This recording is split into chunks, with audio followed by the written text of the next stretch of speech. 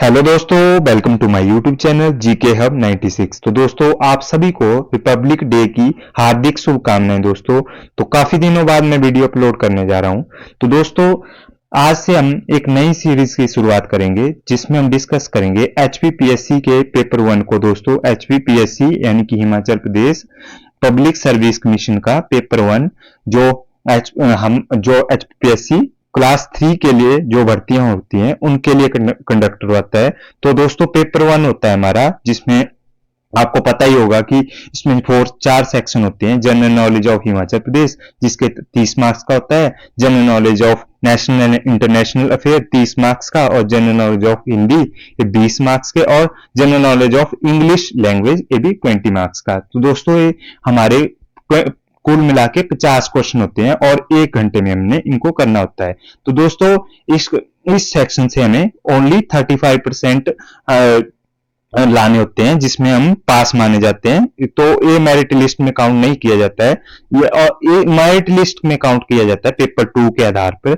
यदि क्लैश हो जाते हैं तब पेपर 1 से आपको नंबर के हिसाब से आपको सिलेक्ट किया जाता है। तो दोस्तों ये सब आपको चीजें पता ही होगा पहले से। तो हम आज से इसके सीरीज की शुरुआत कर रहे हैं जिसमें इससे रिलेटेड क्वेश्चन को डिस्कस करेंगे। तो देखते हैं आज का फर्स्ट क्वेश्चन। तो फर्स्ट क्वेश्चन है दोस्तों, हिमाचल प्रदेश के निम्न में से किस जिले में कन्वर वन्यजीव अभयारण्य स्थित है। तो दोस्तों मैंने ये क्वेश्चन लिए हैं, ये सारे एचपीपीएससी के प्रीवियस ईयर क्वेश्चन है, तो आप इनको जरूर देखें। The Kanwar wild life sanctuary is situated in which of the following district है। दोस्तों लिस्ट हो गया गलती से, डिस्ट्रिक्ट ऑफ हिमाचल प्रदेश। तो दोस्तों जो हिमाचल प्रदेश की कन्वर जो वन्यजीव अभयारण्य स्थित है वो कहां पे स्थित है, वो से स्थित कुल्लू जिले में। ठीक है दोस्तों, कुल्लू आपने ध्यान रखना है इसका सही आंसर।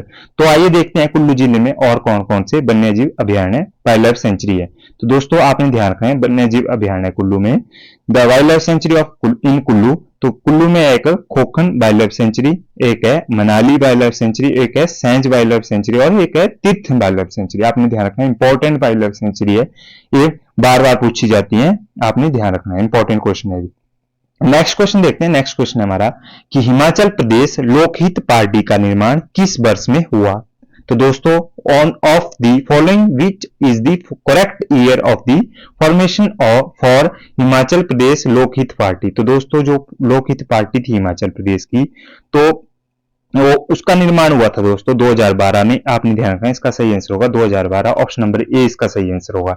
नेक्स्ट क्वेश्चन देखते हैं। नेक्स्ट क्वेश्चन क्या है हमारे पास। नेक्स्ट क्वेश्चन है कि निम्न किस गांव में सीरखड्ड हिमाचल प्रदेश के जिला बिलासपुर में प्रवेश करती है। तो एचपीपीएससी का इंपॉर्टेंट क्वेश्चन दोस्तों, प्रीवियस ईयर क्वेश्चन है कि in which of the following village the Seerkhad enter into the Bilaspur district of Himachal Pradesh. तो बिलासपुर डिस्ट्रिक्ट में कौन से जिले से कौन से विलेज से प्रवेश करती है दोस्तों, ये करती है हटवाड़ विलेज से। आपने ध्यान रखना है, हटवाड़ इसका सही आंसर होगा।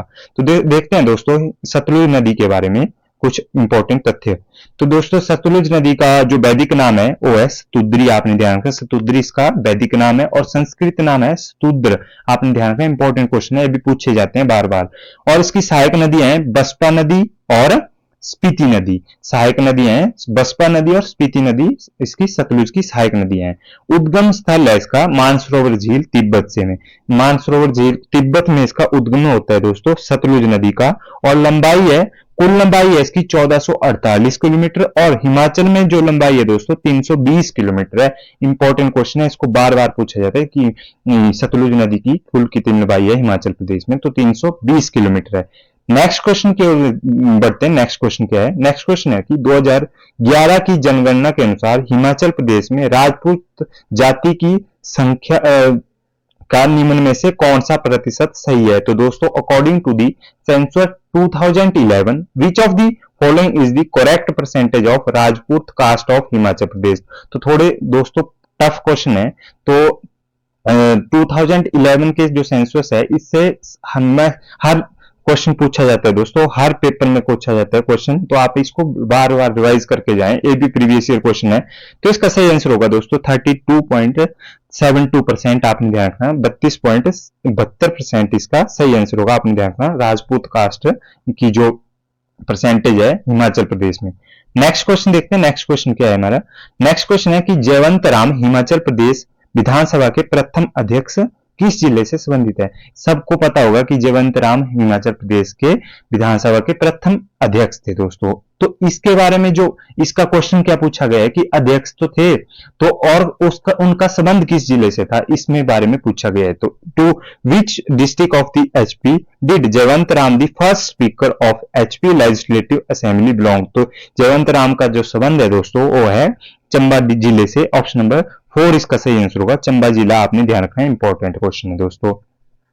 नेक्स्ट क्वेश्चन है, नेक्स्ट क्वेश्चन देखते हैं। नेक्स्ट क्वेश्चन है कि लगभग कितना प्रतिशत भारत का क्षेत्रफल हिमाचल प्रदेश में आता है। Approximately what percentage of total geographical area of the country falls in Himachal Pradesh. तो हिमाचल यानी कि 100% दोस्तों हमारी कंट्री का एरिया है, तो हिमाचल प्रदेश उनमें 100% में कितना प्रतिशत है। तो हिमाचल जो प्रतिशत है दोस्तों वो है 1.7%। ठीक है दोस्तों, आपने ध्यान रखना, ऑप्शन नंबर 2 इसका सही आंसर होगा। ये क्वेश्चन इंपॉर्टेंट क्वेश्चन है अभी। तो दोस्तों आपने ध्यान रखना है 100% में ये 1.7% है हिमाचल प्रदेश। और जब बना था दोस्तों 25 जनवरी को हमारा, जब 1971 को हमारा हिमाचल बना था, तो कौन सा राज्य बना था, वो बना था 18वां राज्य। आपने ध्यान रखना 18वां राज्य बना था, आपने ध्यान रखना, आपने इसका सही आंसर होगा ऑप्शन नंबर 2। नेक्स्ट क्वेश्चन देखते हैं। नेक्स्ट क्वेश्चन है हमारा कि 1950-51 प्रति व्यक्ति आय हिमाचल प्रदेश में कितनी थी। तो what was the per capita income in HP during 1950 and 51। तो 1951 और 50 में जो हमारी प्रति व्यक्ति आय थी दोस्तों वो थी 240 रुपए। इसका सही आंसर होगा ऑप्शन नंबर 3, 240 रुपए। नेक्स्ट क्वेश्चन देखते हैं। नेक्स्ट क्वेश्चन है हमारा कि हिमाचल प्रदेश में शाह नहर से सबसे ज्यादा लाभ किस जिले को होता है। तो विच district of HP is the main beneficiary of Shah canal. तो शाह कैनाल से सबसे ज्यादा जो लाभ होता है वो होता है कांगड़ा जिले को। ऑप्शन नंबर ए इसका सही आंसर होगा, कांगड़ा जिले में इसका अधिकतर क्षेत्र है दोस्तों शाह नहर का। तो शाह नहर का कांगड़ा जिले को इसका बेनिफिट ज्यादा होता है। नेक्स्ट देखते हैं। नेक्स्ट क्वेश्चन क्या है कि चरणजीत सिंह जो कि 1964 टोक्यो ओलंपिक में भारतीय हॉकी टीम के कप्तान थे, उनका संबंध किस जिले से है। तो to which district of HP does Charanjit Singh who was the captain of Indian hockey team during the 1964 Tokyo Olympic belong. तो दोस्तों चरणजीत सिंह, देखो कितने क्वेश्चन बन रहे हैं इसकी। जो चरणजीत सिंह थे जिन्होंने 1964 में टोक्यो ओलंपिक में भारत की हॉकी टीम की कप्तानी की थी, उनका संबंध किस जिले में से है। ऐसा पूछ सकता है कि 1964 में टोक्यो ओलंपिक में भारत की हॉकी टीम की कप्तानी किसके द्वारा की गई थी। तो इससे आप चरणजीत सिंह निकाल सकते हैं। और इनका संबंध था दोस्तों, आपने ध्यान रखना है, इस क्वेश्चन का आंसर होगा ऑप्शन नंबर 3, ऊना जिले से। ऊना जिले से थे चरणजीत सिंह, इसका सही आंसर ऑप्शन नंबर 3।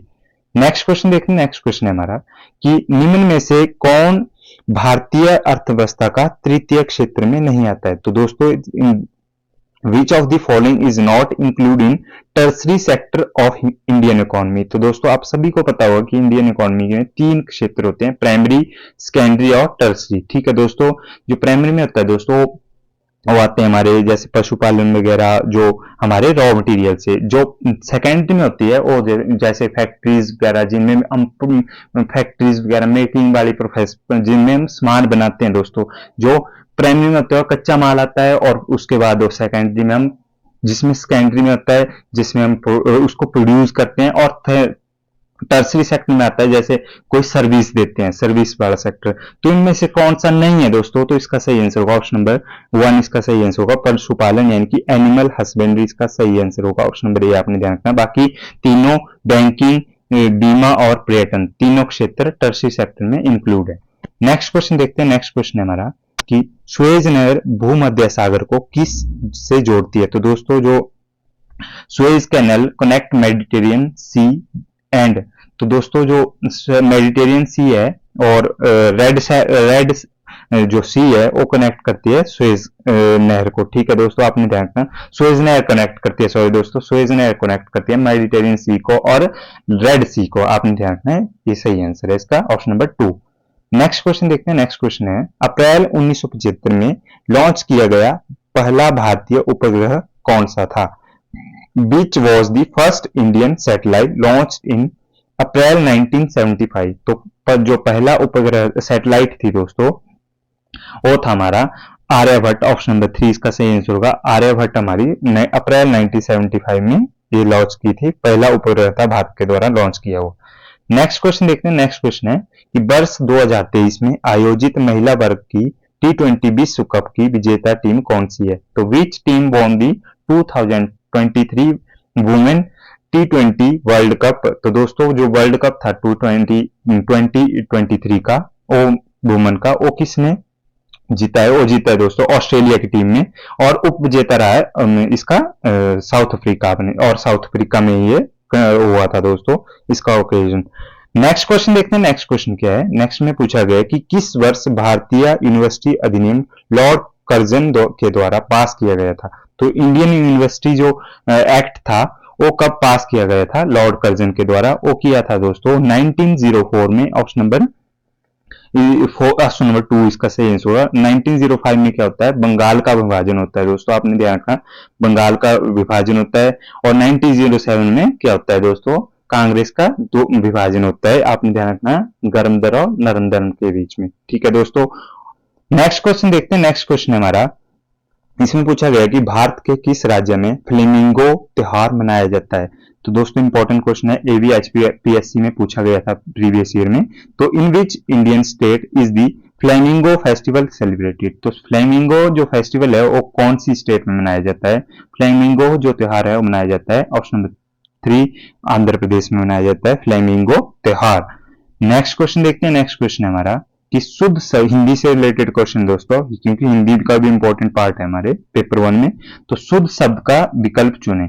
तो शुद्ध शब्द है दोस्तों इनमें से मैथिली किस प्रकार से लिखा जाता है? मैथिली लिखा जाता है दोस्तों मैथिली, इसका सही आंसर होगा दोस्तों ऑप्शन नंबर ए इसका सही आंसर होगा, आपने ध्यान रखना है इसका सही answer option number A. Next में पूछा गया कि निम्न में से कौन सा शब्द अग्नि का पर्यायवाची नहीं है? तो नहीं पूछा है दोस्तों, इसका सही आंसर होगा ऑप्शन नंबर 3 अग्नि। अग्नि कोई अनिल कोई अग्नि का पर्यायवाची नहीं होता, अनिल वायु का पर्यायवाची होता है दोस्तों, आपने ध्यान रखना, अनिल इसका सही आंसर होगा। नेक्स्ट क्वेश्चन है दोस्तों, नेक्स्ट में पूछा गया कि लल्लो चप्पो करना मुहावरे का अर्थ है? तो लल्लो चप्पो करना मुहावरे का अर्थ होता है खुशामद करना, इसका सही आंसर होगा ऑप्शन नंबर 3 खुशामद करना इसका सही आंसर है। नेक्स्ट क्वेश्चन देखते हैं। नेक्स्ट में पूछा गया है कि इडियम एंड फ्रेज है दोस्तों, क्योंकि इंग्लिश भी आनी है पेपर में तो इडियम एंड फ्रेज भी लिया मैंने। तो इसमें पूछा गया है कि at the drop of the hat, इसका सही आंसर क्या होगा? इसका सही आंसर होगा done easily without any preparation, option number 2 इसका सही आंसर होगा कि at the drop of the hat, यानी कि इसका सही आंसर होगा done easily without any preparation. तो नेक्स्ट क्वेश्चन देखते हैं। नेक्स्ट क्वेश्चन है हमारा कि वन वर्ड सब्स्टिट्यूशन है कि a book where names and addresses of people living an area is kept. तो इसका सही आंसर क्या होगा? इसका सही आंसर होगा दोस्तों डायरेक्टरी, ऑप्शन नंबर 2 इसका सही आंसर होगा, आपने ध्यान रखना इसका सही आंसर है। तो ये था वीडियो का आज का लास्ट क्वेश्चन। आई होप आपको वीडियो अच्छी लगी, तो वीडियो को शेयर करें और कमेंट बॉक्स में जरूर बताएं वीडियो कैसी लगी। तो धन्यवाद दोस्तों, मिलते हैं नेक्स्ट पार्ट में।